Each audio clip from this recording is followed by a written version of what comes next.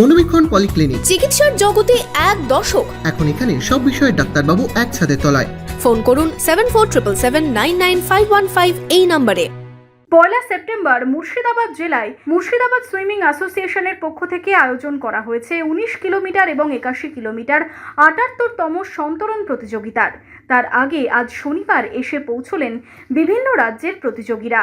আর কি শেষ মুহূর্তের প্রস্তুতি চলছে সেই সম্পর্কে জানালেন মুর্শিদাবাদ সুইমিং অ্যাসোসিয়েশনের সাধারণ সম্পাদক দেবেন্দ্রনাথ দাস। এটা সরকারিভাবে হয়, কারণ এত বড় একটা ব্যাপার, কোনো অ্যাক্সিডেন্ট যেন না ঘটে বা কোনো দৈহিক অসুবিধাজনক কোনো সুইমার না নামে, কারণ জল 12 ঘন্টার জলে, তাই এটা একদম সঠিকভাবে ঠিকমতো হয় বলে তারা মেডিকেল করে আসলেও সেটা আমরা অ্যালাউ করি না, এখানে মেডিকেল হয়। আজকে আমাদের 81 কিলোমিটার মেডিকেল হয়ে গেছে এবং আগামীকাল আমাদের যে 19 কিলোমিটার মেয়ে এবং ছেলেদের, সেটা আগামীকাল হবে সকাল 8টা থেকে। প্রত্যেক সুইমারের জন্য একজন লাইফ সেভার, একজন কান্ট্রি বোর্ড অর্থাৎ নৌকো যেটা বলে, এবং তাতে বোর্ড অফিসিয়াল, তার সঙ্গে 2খানা লঞ্চ রেস্কিউর জন্য। একটা লঞ্চে আপনার মেডিকেল টিম থাকে, ডাক্তার থেকে আরম্ভ করে, অক্সিজেন থেকে আরম্ভ করে, নার্স থেকে আরম্ভ করে, টেকনিক্যাল যত পার্সন, মানে প্রাইমারি সাপোর্টিং দেওয়ার জন্য। এদিন বহরমপুরের মহকুমা শাসক শুভঙ্কর রায় তিনিও এসে ঘুরে দেখলেন শেষ মুহূর্তের প্রস্তুতি।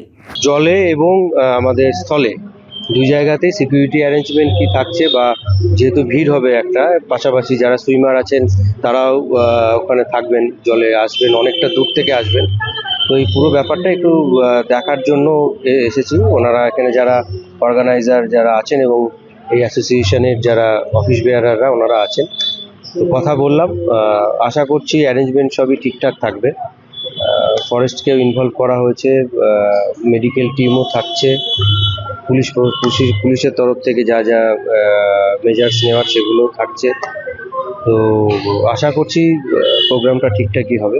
গত বছর বিদেশি সাঁতারুরা যোগ দিয়েছিলেন এই প্রতিযোগিতায়, যদিও এবার নেই কোনো বিদেশি প্রতিযোগী, তাই এবার হাড্ডাহাড্ডি লড়াই হবে নিজেদের মধ্যেই, এমনটাই মনে করছেন প্রতিযোগীরা।